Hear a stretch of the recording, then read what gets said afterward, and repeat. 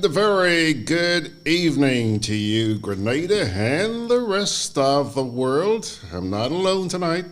Boy, I'll tell you, this has been a very lonely day. I can't remember ever experiencing a Good Friday like the one I did today. It's like the day didn't even exist. Apart from, the time that I spent communicating with my Creator, everything just seems so non-existent. I don't know how else to describe it. Non-existent? I don't know. It was a strange Good Friday. Strange Good Friday. But anyhow, I'll tell you, I'm certainly looking forward to tonight. Because, it's a Friday night. Means that the weekend's here. Big deal. I mean, the whole week's been a massive weekend for a lot of us, eh? Quite frankly. And I want to find out how Mr. Pitt feels about that in just a wee bit when we say hello to him. Actually, let me bring Mr. Pitt in just so that you see that he is there. Take a look. Take a look. Look at that smile. He must have had a pretty damn good Friday. How are you, Mr. Pitt? I'm great, George. What did I do? Okay, I'm great. Are you hearing me? I'm hearing you loud and clear. I'm seeing you. It's a little bit dark in there, but I see that all the available light is on your face tonight, so we're seeing that great smile. And nice to see you, fella. I'm trying very hard to get my lighting right. Yeah, one of these days. But you look perfect tonight. It's just an unusual backdrop, if you will, but pretty darn good. All right, Brian, I'll tell you what. Let's spend the whole hour together. I'm going to run some videos here, and, perhaps after each one you can comment. I'm sure you have a few things up your sleeve. I've made a note here to let you go wild on some questions that, no, seriously, I know that during the week, we were talking, and you were waiting your turn to say what you had to say, get off your chest what you had to get off. So we're going to give you a chance to do that tonight, and I bet everybody's ears out there all cocked up, So, now, how do I get rid of that small picture up on the left again? Okay, tap anywhere on the screen, okay? And the menu is going to come up with a little rectangle in the middle of that menu. Yes, the green rectangle. Right, click on the green rectangle. Yep, that's it. We got you. You hearing me now? Well, I was hearing you all along, and now you've told the people out there our secret. Jeez. I am learning, George. You're no longer a techno pheasant, are you? No, I graduated 101. But let me start by giving you this joke, George. I listened to your introduction. Better be good. And I heard this one today. I slept 10 times, I ate 5 times, and it's still Friday. So, okay, thank you. So you can understand where I'm coming from when I said today just wasn't a normal Good Friday. You understand? Oh yes. Man, and then to complicate things, tomorrow and Sunday are shopping days. We're going to talk about that later on. But just let me get into the rundown here and take care of the preliminaries, if you don't mind. Okay? Nope, sure, go ahead. All right. First, okay. Now, whether or not you heard so this afternoon, we now have 2 more confirmed cases of COVID-19.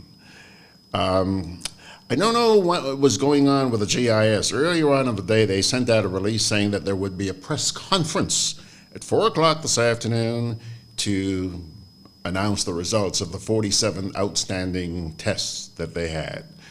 That was subsequently followed up by another press release, which said that please disregard the first press release. There will be a statement made. So that's what they did. They had Dr. George Mitchell, who is the coordinator of the COVID response team, he made an announcement. Hey, 2 more people tested positive. That's it. And we're going to run that for you in just a wee bit, so hold on, you'll see that. I also want to tip you off, folks. Be prepared for massive lineups on the weekend, in particular tomorrow. Okay? A lot of people are going to be lined up because tomorrow and Sunday have been designated as shopping days.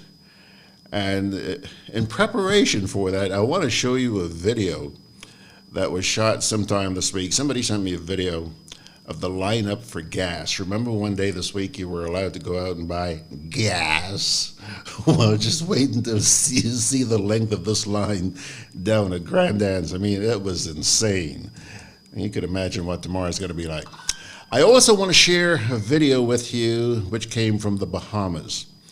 And in it, somebody's pleading to let the COVID virus bring us together. Well, you know what? I have a gut feeling that's already happening. I really do. Then, well, as you've seen, we do have Mr. Pitt with us tonight. He's joining us. He's going to rub shoulders with us electronically tonight. And after that, we do have part of a series which we began earlier on this week. It's being sent to us by the Alliance of Evangelical Churches. They're trying to give the public some hope in these very difficult times for a lot of people, bringing hope to the nation. And tonight you're going to hear from Pastor Joachim Phillip. And then, folks, regardless of what you do during the next hour, please promise me that you will be with us for the last, I think, 3, maybe 4 minutes of tonight's program. Because I want to play a very short video for you, which I have captioned, Corona Brought Us to Our Knees. It is a chilling video. You know, there are a lot of videos out there, and have been since this whole thing started, but I don't think, I've seen hundreds of them, but I don't think anyone has touched me the way this particular video touched me. So, stay tuned for that. Now, let's get down to business here. Let's get down to business. Yes. Okay, we're going to start by showing you that incredible lineup down on the Maurice Bishop Highway this past week for gas. Watch this, guys. So folks, this is True Blue. Of course there's nobody around. I came out already to go up to do my daily chores and realized what I saw outside. I went back home to get my phone. Look at this. Talk about pandemic. Look at that. See the line starts up there? It goes all the way down the stretch. This is the line for gasoline. All the way down the stretch. See that?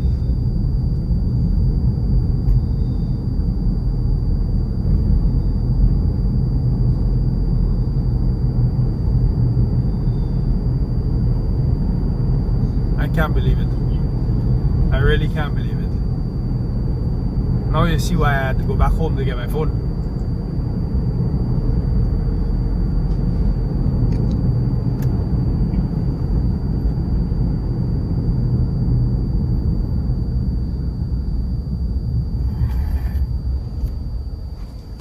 But see, Tomina, what was your experience like? Did you get caught in that? No. I went down around 7, and I was about number 20 in line along Port Highway. Okay. To go to the gas station by the post office. Okay. But you know, George, what that reminds me of? When we make these decisions, we are jumping to a lot of assumptions. And I listen to some of the media people from time to time. We are assuming that people have money to fill up their car when they go to the gas station. So somebody is saying that, hey, what are they lining up for? Where are they driving in the night? You know, some years ago, George, I made the conscious decision to go to the gas, or when I go to the gas station, to buy the amount of gas that I have money in my pocket to buy. So if I have $40, I buy $40 gas. If I have $30, I buy $30 gas. Not all of us can pull up into a gas station and fill our tanks. Yeah. So when we can't buy gas for a week, this is what happens. Yeah. Well, and we make that assumption that people fill up drive into the gas station and you fill your tank. Not very many of us can do that. well, I don't even have a Kia. There you go. You know, so let's see what's going to happen on the next gas day. All right. Which is going to be when? Any idea when that might be? No idea. But then again, George, this was the first day that all gas stations were open to the general public. Okay. Yeah. And this is about a week, huh? Yeah. So people were hungry. You know the part I found that really interesting, and I know that Ray Roberts got caught in this. They were told when you come up to the gas station, you have to remain in your car. Don't you dare come out. Yes. So I sat on my car and put my feet on the curb with my door open. I was still in my car, George, but I needed to stretch my legs. What was the purpose of that? Why did you have to sit in your car? Well, I guess they didn't want us to come out of our car and chat with each other. That we can maintain the physical distance. Okay. Yeah, Makes sense. because if we were waiting in line, we would probably get out of our car and have a conversation with the person in front of us or the person behind us. Yeah. Okay, that's understandable. All right, Brian, did you see the press conferences? Excuse me. Did you see the press statement this afternoon? George, we had a press conference yesterday to announce a press briefing today. I continue to be baffled, and I know the people at GIS probably also baffled because the caption at the bottom was press conference, but it was an announcement. Yeah. So there must be a good reason for that. Maybe the Minister of Health and the acting commissioner of police had other things to do. Maybe they were at the new committee meeting. So George had to update us that there were 2 new cases. And now that we are testing on island, George, and the results should be a lot faster, why do we have to wait 2 days to get the results? You're asking why? Wow. I don't know. I thought the process would have been expedited. Obviously not. You see, and it tells me maybe we are not told the whole truth. Maybe the powers that be don't want to frighten us. But I believe if they tell us the truth, we are big enough to take it. I would like to believe that. Yes, because this quarantine, this curfew, George, is driving people nuts. I can just imagine those people who live alone and don't have somebody to talk to other than the people on the telephone. It must be mentally frustrating. All right. Well, just for the benefit of those who did not see the press statement this afternoon, it's pretty short. It's only about five and a half minutes, but that 5.5 minutes includes a statement from the Secretary General of the United Nations. So let's listen to the COVID response coordinator, Dr. George Mitchell. Fellow citizens, good evening. I am Dr. George Mitchell, the National Coordinator for COVID-19. Today, Friday, April 10, 2020, I announce that there are 2 more laboratory-confirmed cases of COVID-19. This brings the total confirmed cases of COVID-19 presently on the island to 13. As we discussed in our press conferences earlier this week, our medical team has commenced a broader range of testing based on our modeling regarding contact tracing and timeline activities for all COVID-19 confirmed cases to date. Also, we now have the ability to conduct testing on the island. So far this week, we have tested 47 persons, of which 45 were negative and 2 positive. Both individuals are associated with one of the cases previously announced. Both individuals are stable. This brings our overall testing total to 92, of which 14 have tested positive. However, only 13 cases are on the island. Let me assure you that all our positive cases and their contacts are under quarantine. We continue to rigorously enforce and enhance our quarantine and isolation measures. And the RGPF has been a diligent partner in ensuring that all the guidelines are observed. We urge the public to inform the Ministry of Health or the nearest health facility of any individuals who are displaying acute respiratory symptoms. If you believe you are exhibiting symptoms of the virus, do not leave your house. Do not take public transportation. Do not go to any hospital or medical facility. Call the health hotline at 538-4787 or 458-4787. I remind you to please observe the curfew. Please stay inside unless there is a medical or food emergency or you are an essential worker.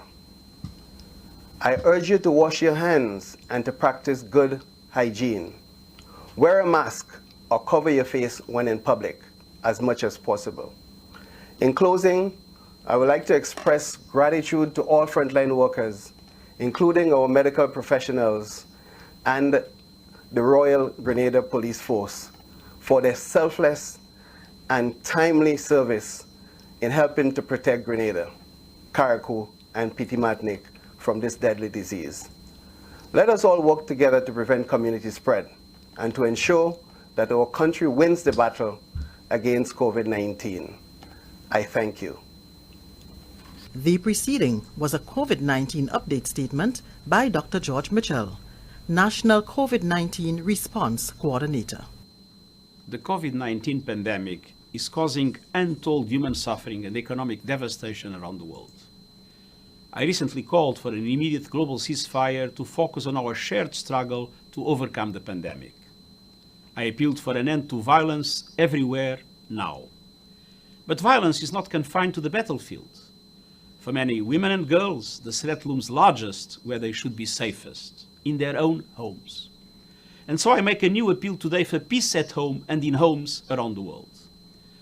We know lockdowns and quarantines are essential to suppressing COVID-19, but they can trap women with abusive partners. Over the past weeks, as economic and social pressures and fear have grown, we have seen a horrifying global surge in domestic violence.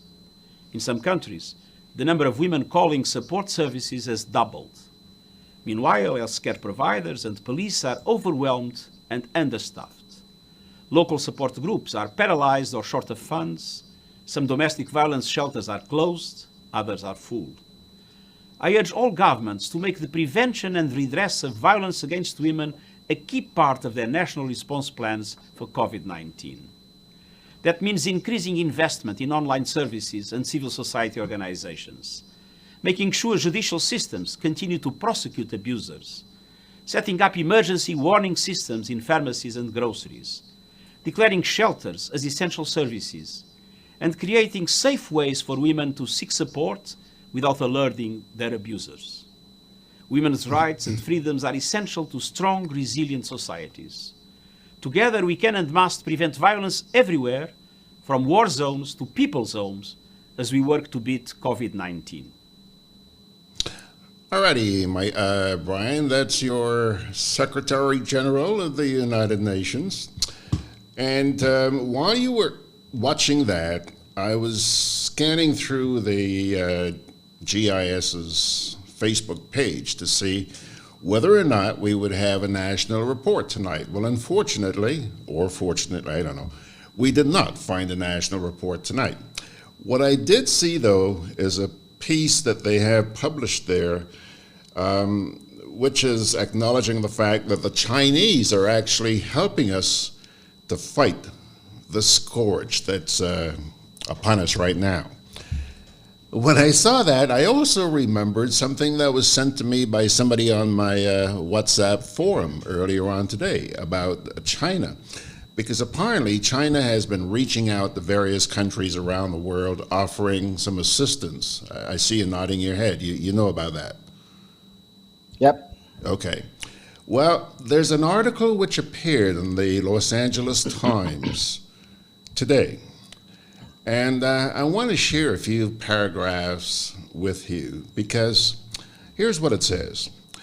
It says the COVID-19 pandemic has ignited a worldwide scramble for medical gear, masks, gowns, ventilators, testing kits, much of it made in China, which is attempting to recast its image as the source of the virus to the leader in the fight against it. But the narrative is threatened by a major problem: quality control. A growing list of foreign complaints about faulty medical gear and testing kits imported from China has upset Beijing's designs. Within the last few weeks, scientists and health authorities in Spain, the Czech Republic, Slovakia, Turkey, and Britain have complained of faulty antigen or antibody coronavirus tests purchased from Chinese companies, in some cases costing these governments millions of dollars. Georgia has canceled a contract with a Chinese company that sent flawed test kits to Spain, and Malaysia has opted to buy testing kits from South Korea instead of China because of the Chinese tests' reported low accuracy rate. Last week, the Netherlands asked to return 600,000 face masks purchased from China that had inadequate filters and fit incorrectly. On Tuesday, Finland tested a shipment of personal protective equipment, or PPEs, from China and found the items unsuitable for hospital use. Australian border officials have also reportedly seized 800,000 faulty or counterfeit masks in China. The problem is worse at home. On March 12th, officials of a state council news briefing announced that authorities had seized more than 80 million counterfeit or faulty masks and 370,000 defective or fake disinfectants and other anti-coronavirus products in the prior month alone. Brian, you know, the person who sent this to me today was asking me the question, where are we getting our testing kits from? Legitimate question, don't you think? George, you're onto three very important items right here. If we start with the Chinese products first, I think it is a worldwide problem that the quality of goods coming out of China in regards to COVID-19 is questionable. Almost every country has had difficulty or problems with the quality of some of these goods that our frontline people have to use. Whether it be masks or gowns or whatever, there was one case where these things were falling apart, which exposes the nose and mouth for those frontline workers in varying hospitals around the place. Be that as it may, the Americans have basically advocated their leadership in the world in this instance, through our dear friend to the north called Donald Trump. And they have internalized everything. They're not ready right now to deal with this pandemic, and we're going to get to that later on. But yes, there is a lot of problems with this equipment and goods coming out of China. But China is the only place that make these goods at the price that people can afford. As a matter of fact, George, some states within the US competing with each other to buy goods from China. Yes? Now, I also note just before we came on air that there was a Chinese delivery to the Ministry of Health and Foreign Affairs in Grenada. I saw it on YouTube not too long ago, where the Minister of Foreign Affairs and the Minister of Health accepted some equipment from China. Now, I don't know who is going to report to us whether that equipment that we received is faulty equipment or not. However, we are glad to get this equipment from China because China is our new friend. China can provide us with a lot of things that we need, whether it be loan or grant. And we're going to need as much help as we can get as we move forward out of COVID-19. Yes? But I want to touch a minute, George, on an item at the end of the report from the United Nations. And that is a serious problem. If it doesn't exist now, I would imagine it will exist in the very near future of domestic violence in homes. And who is checking to make sure that our women are not being abused? And if they are, that there is a place for them to go. Again, we are jumping to a lot of assumptions when we say lock everything down and stay home. Yes? So people could be staying home in an abusive situation. Who do they call? Who do they report it to? Could they run out of their house and run to a police station?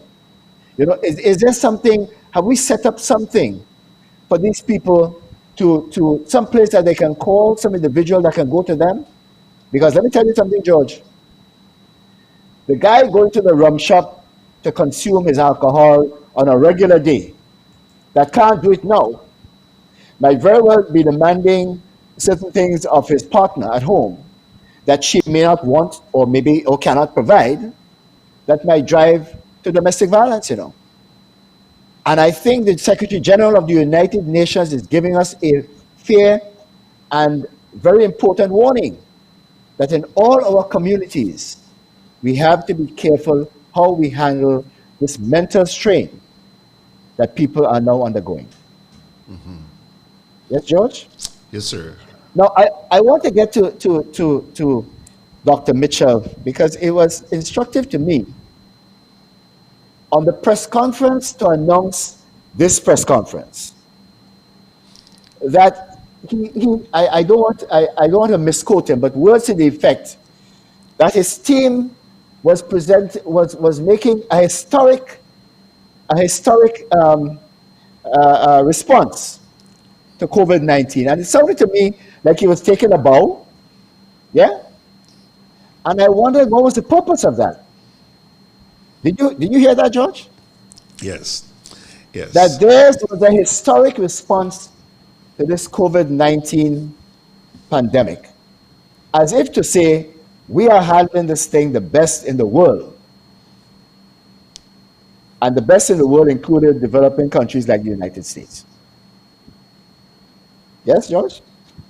Yeah. You know, something that has bothered me with a lot of these so-called press conferences. I recognize the need to show your appreciation for the people who are working on the front line and trying to keep us safe. You know, but there seems to be an obsession every press conference. I gotta thank this one, and me nenen, and me tanti, and me cousin, and me bro. I gotta thank for crying out loud. And we're doing such a good job. Yes, yes, yes, yes. By the way, George, who are we supposed to call if I notice somebody with COVID-19 symptoms? Well, there are two COVID hotlines as far as I know. I don't know them. Yeah, off but the top of my George, hold on a sec. If I walk down the road and I see somebody cough, and I know the person, am I supposed to pick up the phone and call and say, well, somebody just coughed? Yeah, but What is this about? No, but that's ridiculous. You're not going to go panicky just because you see somebody coughing. Yeah, but George, the whole idea that citizens are asked to report if they recognize symptoms in another person is troubling to me. Yeah. It reminds me of the days of the PRG between 1979 and 1983. If we heard a conversation that was deemed to be counter-revolutionary, that we call a number, which, by the way, is still in operation, is the number in the Ministry of Finance. Okay. All right, Mr. Pitt. We have gone half an hour without acknowledging our compatriots out there, so let me say hi. Theo Richard says, a solemn hood. I guess he means, God, guys, please, take your time. I guess he means Good Friday, not a Hood Friday. Evening to all from a cool New Mexico. John out there in Carriacou is saying good evening. He says, I'm a Silver Surfer too, Brian. Do you understand what he's talking about? He's what, a Silver Surfer? Yeah. I'm a Silver Surfer too, Brian. Okay. Whatever that means. He says, here on Carriacou, our shopping day is only one day on Tuesday. Okay. Theo Richard says, George, the lines at the outlets in the United States at certain outlets are just as long or even longer. I imagine so. You guys have a lot more people in the U.S. than we do. Ryan Jabon saying good evening, and John Noseyneck says, Brian, petrol was only available last Wednesday here. That's in Carriacou. And now my car is doing 2 weeks to the gallon.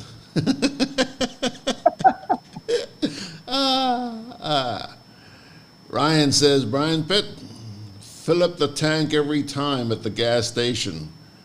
He says he likes to pump his own gas. Well, you're not going to be pumping your own gas here.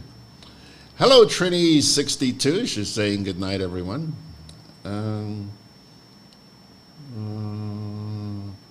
She says that you have to check in with each other, especially those who live alone. And I hope a lot of people are remembering to do that. We have an aging society here. A lot of these people are alone. You know, if even it's a simple phone call. How you doing? You're okay? Good. Theo is asking here, have any of the 13 recovered? Do you know we have 13 cases here now? I don't think any have recovered. But we also haven't lost any, right? So right, not that we know of. Not that we know of. Trini62 says, Ryan, you're right. More like a government statement to me. Yeah, Ryan is saying that's not a press briefing. That's a government statement. And like Brian was questioning, why did you have to have a press conference yesterday to announce that you're going to make a statement today? Oh, yeah. Only in Grenada, man. I love my country. Trini62 says, it's Good Friday, George. No news. Yeah.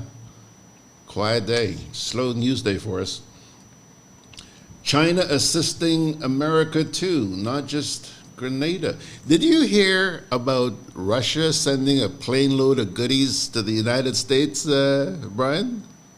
Yes, yes, to New York. Yeah. Yeah, yeah. I mean, at the Who end would of have the day, thought? Who would have thought? well, I don't know who would have thought, you know. I mean, don't forget that Trump's best friend is probably Putin, you know. Yeah. Trini62 says, Ryan, the Chinese have also just announced that phase 1 of their vaccine trials have been successful. Makes you go, Trini, we're going to test those vaccines on you, Trini62. If only the Chinese knew what they were in for. John says, so the PRC is making money out of their own mistake. That's something that was being discussed on social media this week. You know, China seems to have started this thing, and now they're out of it and seem to be rebuilding their economy, doing well, while the rest of the world is gasping for breath. Brian? You know, at the end of the day, George, and we probably won't know for a few months or maybe years when all the information is in, whether this thing started in China, whether it started in the animal markets or not. But China is going to come out of this thing looking good to a lot of third world countries. And I think we will have to decide whether we want to live, let me put it this way, whether we want to give up a lot of freedoms that we now have to live under a China-type system. Because if we are going to be admiring the Chinese progress in a lot of things, we don't know that the information coming out of China is up-to-date information or correct information. It's a dictatorship, George. It's the only country in the world that could lock down a whole province of X amount of millions of people. Yeah? Are we prepared as human beings to give up a lot of our freedoms to live in a society like China? I think that's an important question that will come to mind as we move forward. You know, Brian, I really don't think we're going to have to wait very long to find the answer to the question you just asked about where did this thing really originate. This week, I noticed something. There's a site which you can visit via my Grenada Broadcast website, which shows you the statistics daily as far as the number of infected persons are concerned, the number of deaths, and the number of people who have recovered as well. And when you take a look, let me pull it up right now and see what the figures are. Because, Brian, when you take a look at these figures, you see that, okay, in the United States, as of now, there have been 499,252 people confirmed with this, okay? Now remember, everybody was pointing fingers at the Chinese about how they this and they that and the other. The Chinese really took a licking, and they're probably still to some extent, but not as bad as before. But then you look at China. China only has 82,000, Brian. You're talking a fifth, Brian, of the infected cases. Yeah, but you have to look at a couple of things, George. As I said, there is no other country in the world that can lock down a province the way China did because of the nature of its governance.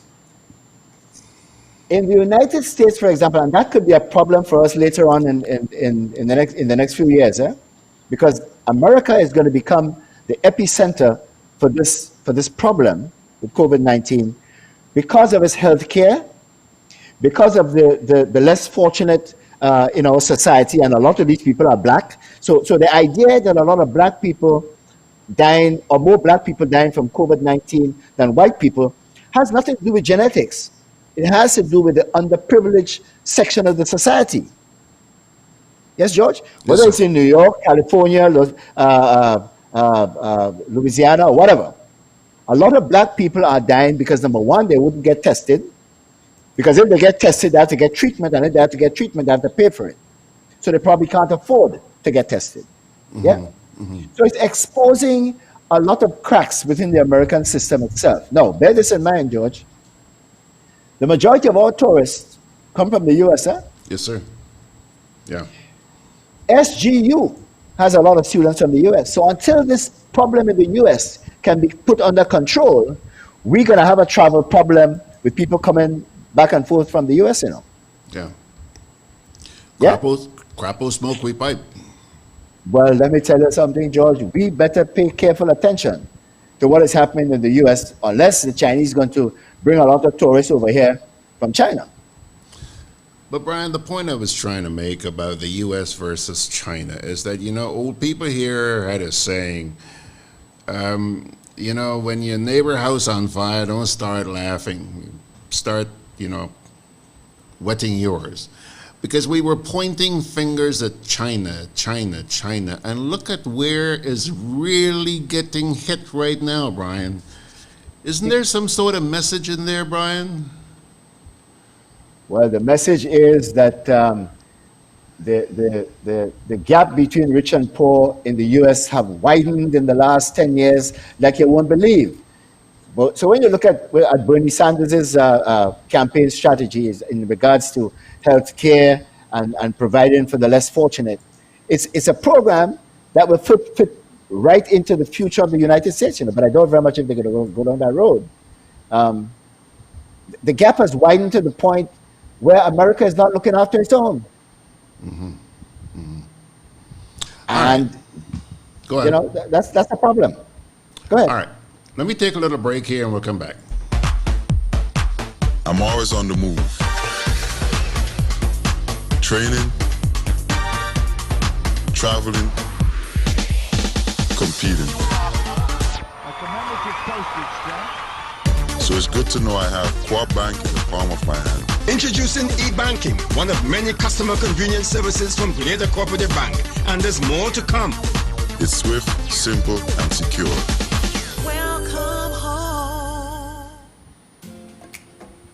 Juve chocolates, cocoa nibs, and cocoa balls from Diamond Estate Grenada are now available at Amazon.com, Amazon.ca, Amazon.co.uk, and GrenadaMarket.com. Try the sensational touch of nutmeg and a touch of ginger chocolates, 75% dark and rich, 100% pure cocoa, and their 60% dark and sweet chocolate bars today. Amazon Prime members enjoy free shipping on these orders in the USA, Canada, and Europe. GrenadaMarket.com.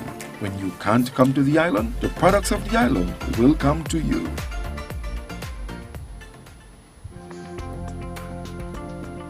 Together with you, our customers, we energize our community. Together with you, we energize our economy. We are working together to give our nation a better tomorrow. With you, we energize our future. Together, we energize our nation. Thank you for partnering with us as we energize our Spice Island. Renlec, energizing our Grenada. Conveniently located in the Grandstand Shopping Center, for over 40 years, Food Fair has provided quality service at affordable prices. Now, grocery shopping is made easier and more convenient from the Food Fair web store. Hey, babe. Listen, I need you to go down to Food Fair to get some groceries. All right, no problem. Right away. Thanks, babe. What are you doing? You're supposed to be going Food Fair to get a grocery, man. I am, but didn't you know you can order your groceries online from the Food Fair web store? Are you serious? Of course.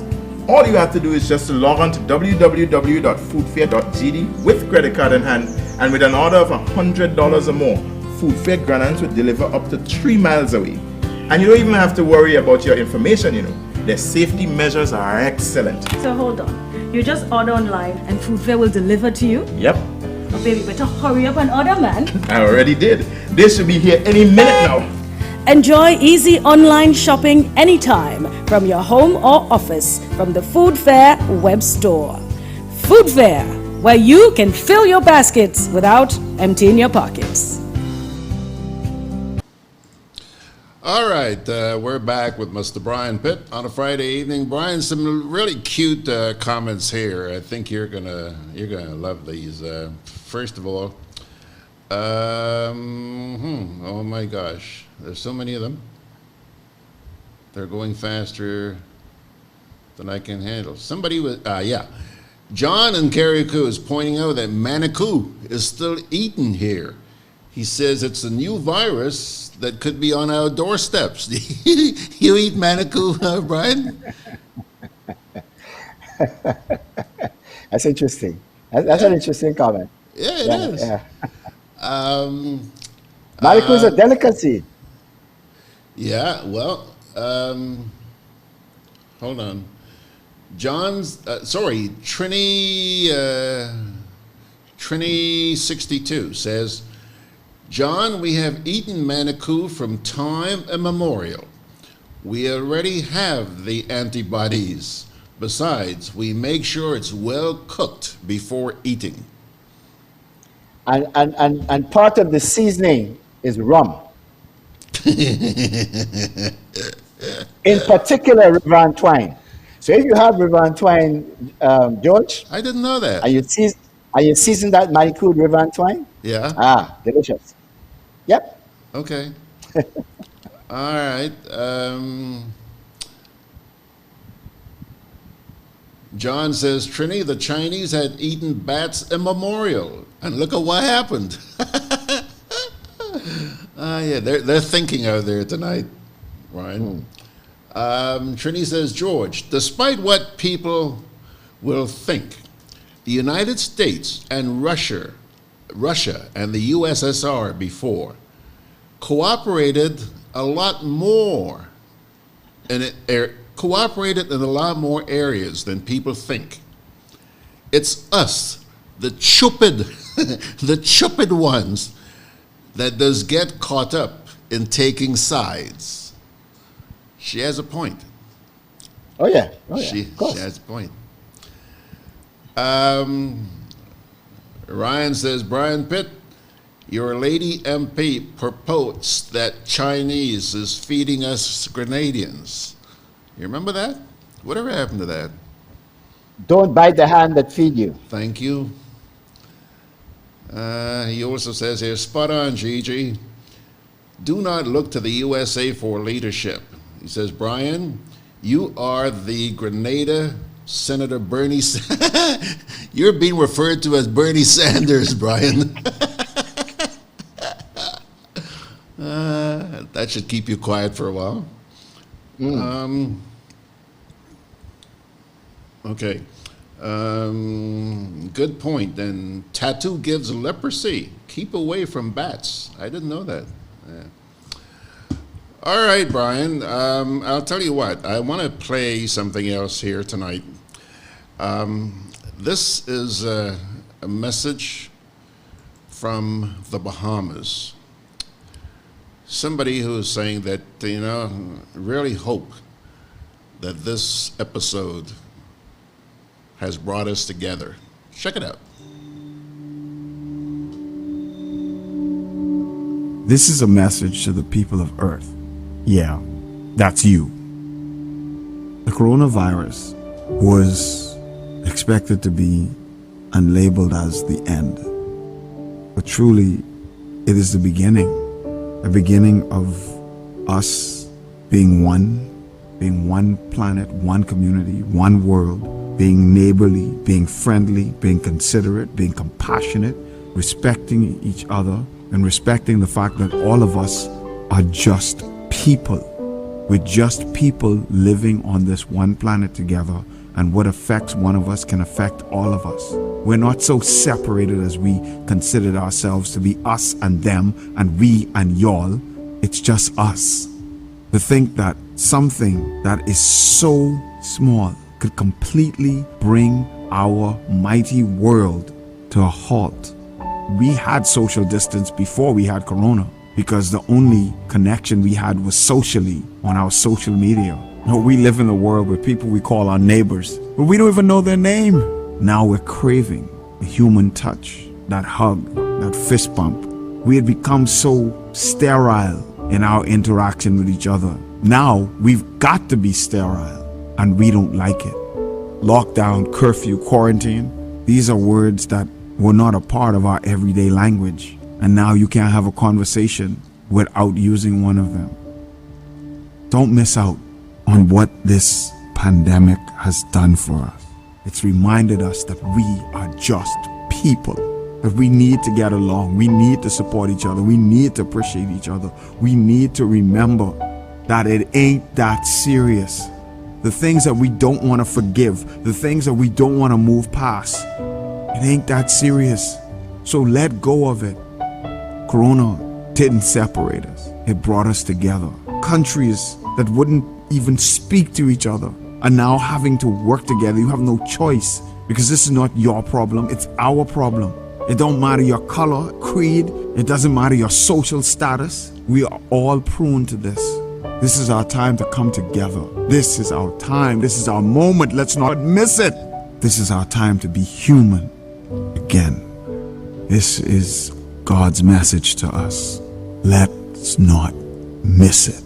Mr. Politician, don't miss the message. Preacher, don't miss the message. Mom, don't miss the message. Dad, don't miss the message. Husband, don't miss the message. Wives, don't miss the message. Kids, don't miss the message. Please, whoever you are, wherever you are, don't miss this message. And don't forget the lesson. Knocked down? Yeah, but not knocked out. We will overcome this, and we will do it together as one global family.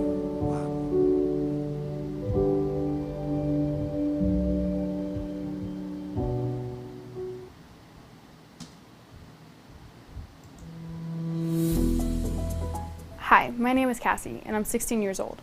I've seen on social media that the new coronavirus outbreak has provoked a lot of social stigma and discrimination. This is harmful to not only those who suffer from it, but for everyone. Stigma can isolate people. It can drive people to hide their illness to avoid discrimination, and can even prevent them from seeking medical care. So it is very important to avoid stigmatizing people. And we can all do this. How? Basically, by understanding that words matter. Do talk about the new coronavirus, but don't attach locations or ethnicity to the disease. Do talk about people who have or may have COVID-19, people who died after contracting COVID-19, but don't refer to the people with the disease as COVID-19 cases or victims. Do talk about people acquiring or contracting COVID-19, but don't talk about people transmitting COVID-19, infecting others, or spreading the virus, as it implies intentional transmission and assigns blame. Do speak and share accurate information about risk from COVID-19, but don't repeat or share rumors that are not confirmed or language that spreads fear. Do talk positively and emphasize the effectiveness of preventative measures, such as hand washing, but don't emphasize or dwell on the negative or threatening messages. Most importantly, do good. Use your social media account to spread facts and solidarity. This will help us to prevent the spread of COVID-19. Conveniently located in the GRENADA Shopping Center, for over 40 years, Food Fair has provided quality service at affordable prices. Now, grocery shopping is made easier and more convenient from the Food Fair web store. Hey, babe. Listen, I need you to go down to Food Fair to get some groceries. All right, no problem. Right away. Thanks, babe. What are you doing? You're supposed to be going Food Fair to get a grocery, man. I am, but didn't you know you can order your groceries online from the Food Fair web store? Are you serious? Of course.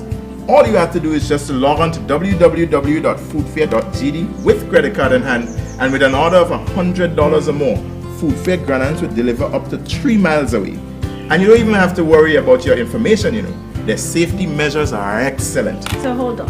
You just order online and Food Fair will deliver to you? Yep. Oh, baby, better hurry up and order, man. I already did. They should be here any minute now. Enjoy easy online shopping anytime from your home or office from the Food Fair web store. Food Fair, where you can fill your baskets without emptying your pockets.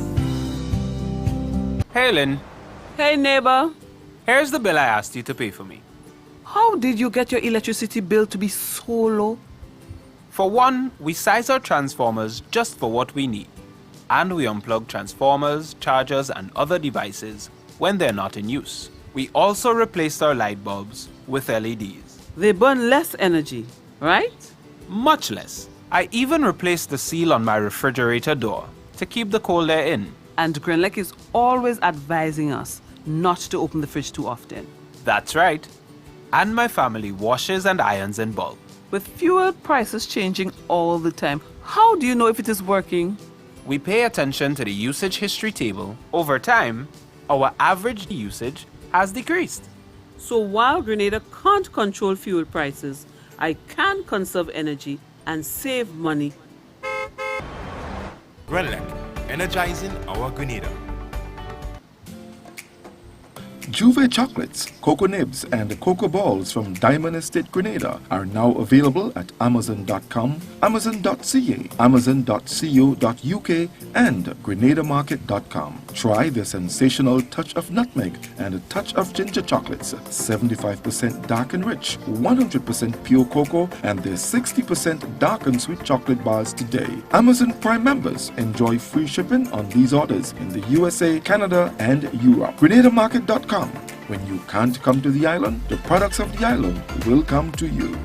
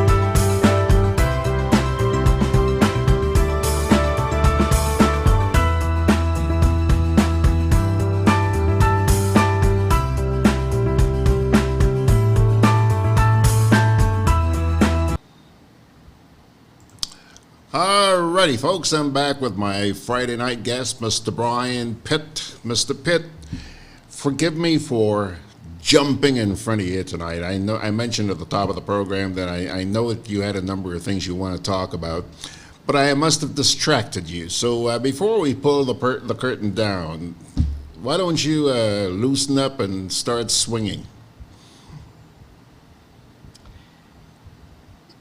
George, there's a lot to talk about, but I want to focus on one thing. You had Bishop Harvey Yes. on a program last week, I believe it was, and I paid particular attention to what he had to say. And one thing jumped out at me, because as we look at the way forward, George, after COVID-19, and by the way, the last piece you played there, very relative. However, there are two problems with that delivery, with that piece. One, the average human being is a very greedy person. And number two, politics. The elephant in the room in all these conversations, George, is the politician. If you listen to Donald Trump in the last few weeks in his press briefings, all he is talking about indicates that he wants to get reelected. That's what it's about.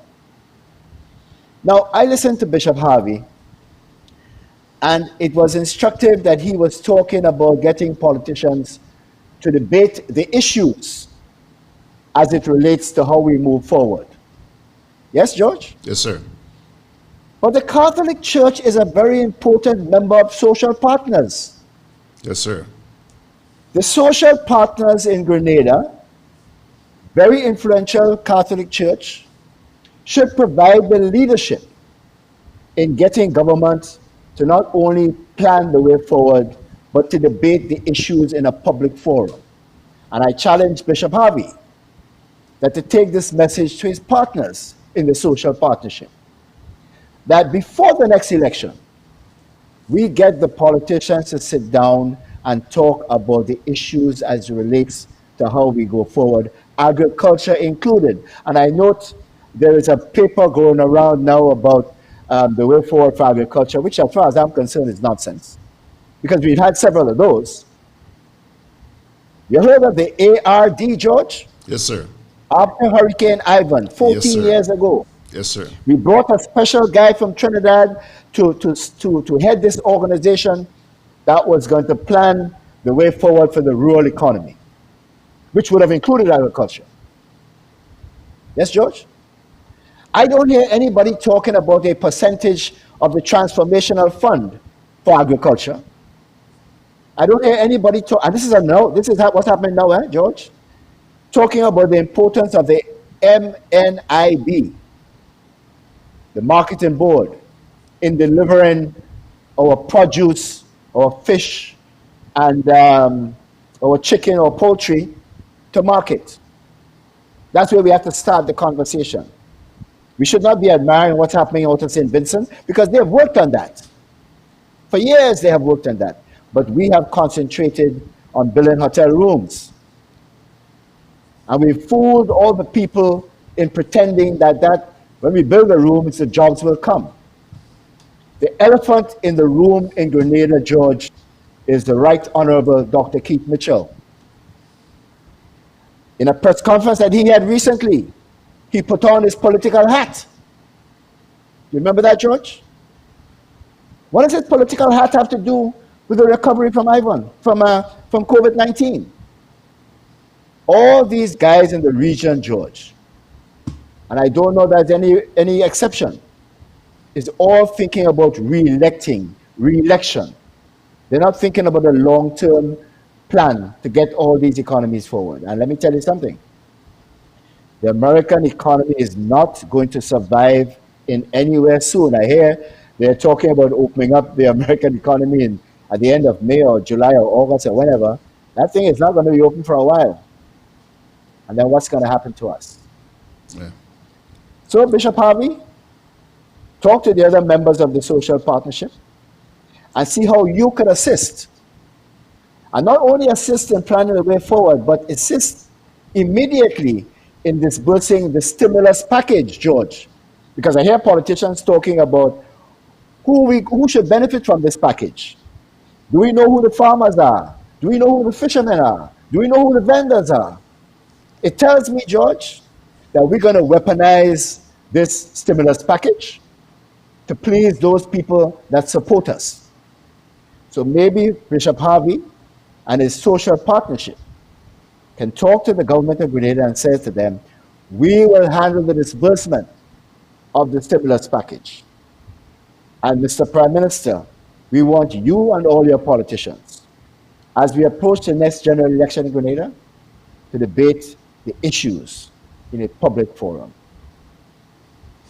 You know, Mr. Pitt, that's great. Hey, listen. I want you to listen to what I have to say now. Mr. Pitt, I'm sitting here listening to you, and I intend, after we're through with this program tonight, I'm going to sit down here and electronically chop out that little piece you just did about Bishop Harvey and send it to him, because I believe it's something he ought to hear. Oh, yeah. I'm going to send it to him. Please. And if he wants to give me a call, give him my number so we can have a conversation, because I think the social partners are very important as we go forward, George. And it's about time that they step up to the plate and stop being a co-governance partner without taking responsibility for where and how we go forward. Okay. We may have something going there. John in Carriacou says, will the people wake up and realize this is the only world we have? It's a question from John. Ryan says, Buddha teaches about the connectedness of life, and COVID-19 pandemic is driving that idea home. One world and one love. No sectarianism, Mr. Donald Trump. And Brian, John says to you, spot on, Brian. canvassing on the back of COVID-19. And that's exactly what's been going on. It's pathetic. Can you believe people will stoop that low? People you have elected and given the right to run your affairs would actually stoop that low at a time like this? You know, that's another reason why, Brian, there are two more video clips that I have to play. I'm going to play the first one now. It's an inspirational that's put out by the Alliance of Evangelical Churches. They've done a series of these little 5-minute clips where they're trying to provide hope to the Grenadian people. That's what I'm going to play first. But the one I really, really want Grenada to see is the last one I'm going to play. It's a video that shows how COVID-19 has literally brought the world to its knees. And perhaps our politicians better get down on theirs before they're forced to. First, Pastor Joachim Philip from the Alliance of Evangelical Churches.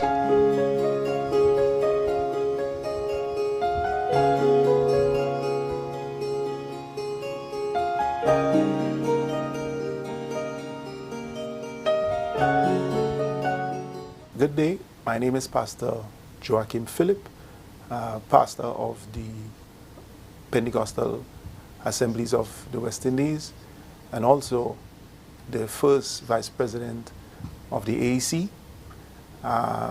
Today is a day when we are going to bring to you a message of hope.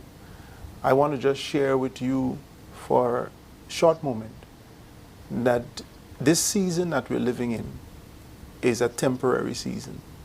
It is not a permanent time. It's temporary because God still remains in control. His compassion and His love towards us is for us, towards us. It is strange that love expressed by our Creator and Maker is seen sometimes as not being active. But I want to say to you that the love of God is active and alive and well. His love is always abounding. Despite what we go through in life, He still remains a loving God. And so for this, we want to talk a little bit from our famous portion of Scripture. Every Grenadian knows it. John 3:16 and 17. For God so loved the world that He gave His only begotten Son, that whosoever believeth in Him shall not perish, but have eternal life. And then verse 17 said, He has not sent His Son into the world to condemn the world, but that through Him this world might be saved. God is interested in helping, in loving a whole of humanity.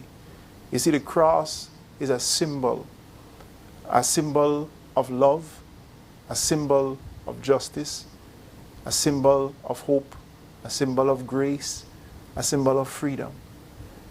The reality of it is that God saw us in a state where we were helpless and hopeless and not having any hope in this world. And He gave us hope by sending His only begotten Son so that we might have life and have it more abundantly. When Jesus Christ came into this world, His whole message was the message of the kingdom, that God loved humanity so bad that He will sacrifice His one and only for me and for you. And so I want to say to you today, the love of God is such that He is the one that wants to redeem this earth. But at this time, as we go through this COVID-19 period, I want you to reflect upon the fact that God is still gracious. There are things that we can be thankful for. There are things we can be happy for as Grenadian people. But we reach out to the world to let the world know that the love of God still abounds. Brethren, there is one thing that God does, and does it well.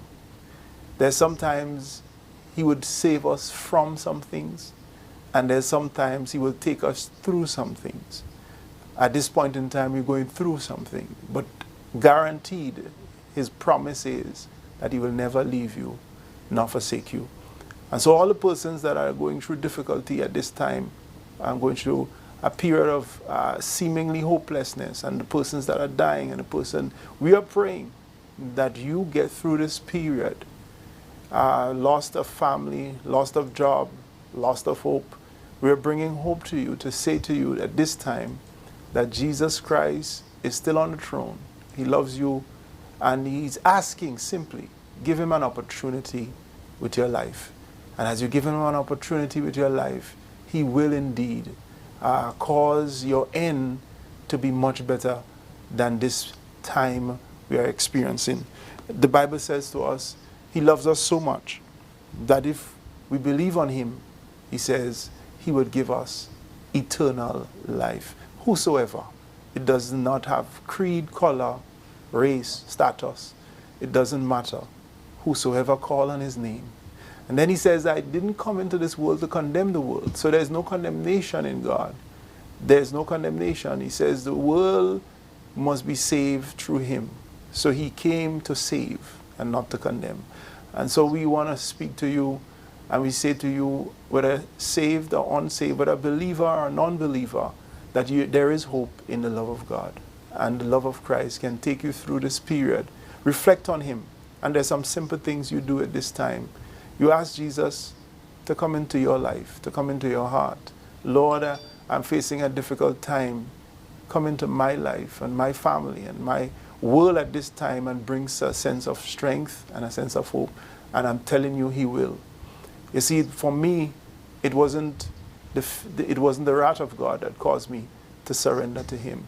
It was the love of God. When I saw somebody loving me so much that he would ransom his life for mine and for yours, I said, this is a person I can trust with my life. And so I want to encourage you. Trust the Lord today and be encouraged. This period and this season is not permanent, but God, keeping ability, is consistent and permanent. God bless you. Take me to the King. I don't have much to bring. My heart is torn in pieces. It's my offering. Take me to the King. All right, Mr. Pitt, just about time to say bye. I'm going to give you one final shot. Take it away, my friend. Whatever you want to vent on. I don't want to vent on anything in particular, George, but to say, and I think Bishop Harvey did mention it, the powers that be, George, and some of our radio personalities are jumping to a lot of assumptions about why people do what they do. Whether it's people standing in line to shop in the supermarket or people lining up to buy gas, we are assuming a lot of things. We are assuming that everybody has a lot of money. We are assuming that single parents have somebody to stay with their kids when they go shopping. We are assuming that, you know, I don't know, that everybody's like us, privileged like some of us, that have a bank account. And I was talking to somebody today who couldn't pay their rent because the bank was not open because their telecard was expired. And they can't access the ATM machine because their telecard was expired at the end of February. You know, so people have different circumstances. So we cannot believe that when somebody goes to the supermarket, they have enough money to buy groceries for a month. A lot of people have enough money to buy groceries for a day. Somebody pointed out to me that, you know, people sell stuff on the side of the road to make money, not only to replace the stock, but to buy stuff for the following day. Yes? So if the grocery store opens 7 days a week, George, people have to shop for 7 days a week. Don't assume that they have money to shop for the month. Yes? So let's think of the other person. before we jump to conclusions and criticize and call them all kinds of names because they're not socially distancing themselves, physically distancing themselves when they stand in a line, because they're afraid that the 4 hours given to shop, they would not get to the front door. Let's stop jumping to conclusions, George, and look at people the way they are. You're almost echoing the words of Bishop Harvey, because yes, he recently did a piece where he was calling on Grenadians. I'm paraphrasing here, but he was saying, stop pointing fingers and take a look at you. Yep. Yeah. Okay, BP, as always, appreciated, but don't go. I got to read my parting word, and then, Brian, and then I want you to watch this little video. Please, hold on a sec. Trini62 says, Brian, I could kiss you for that statement about assumptions that people are making about people who wanted to get gas and line up for hours to get food. But in many cases, those are making assumptions. Have never. I don't think she completed her comment. What is it to live in those shoes? Hey, Trini 62, you're slipping. Now we know what she means. Okay. All right. Ryan says, prophecy and politics, Brian Pitt. Read the book of Revelations. Church in Grenada needs to be involved in liberation theology. Theo says, Brian, you're a great carpenter this evening. You're hitting all the nails right on the head.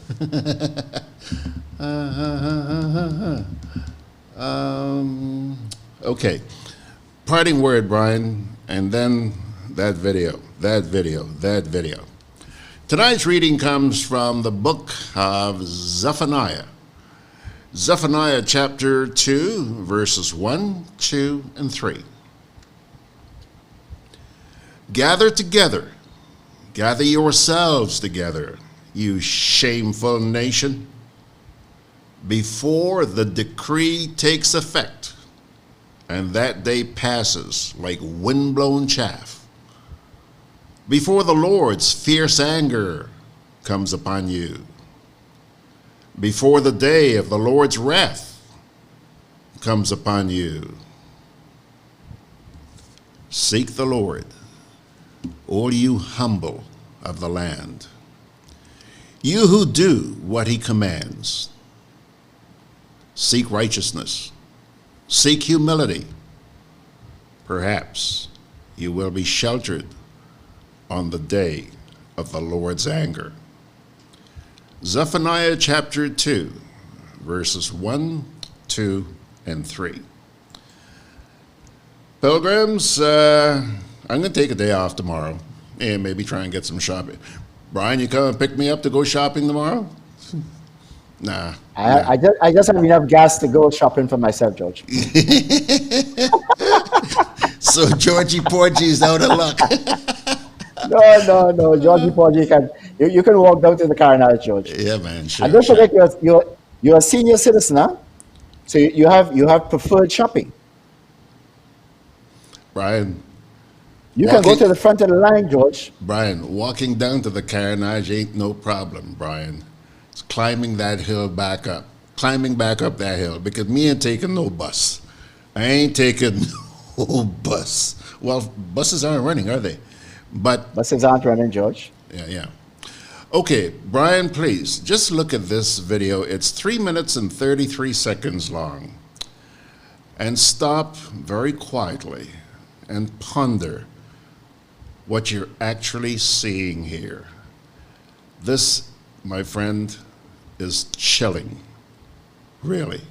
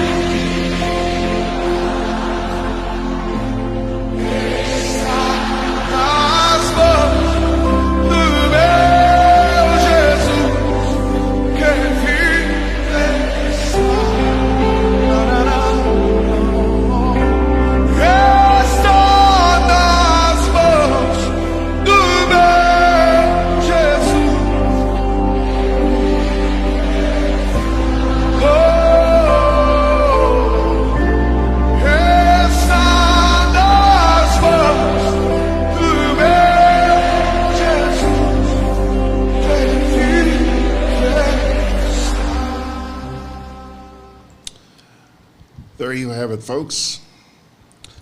I have no idea, none, where that was shot.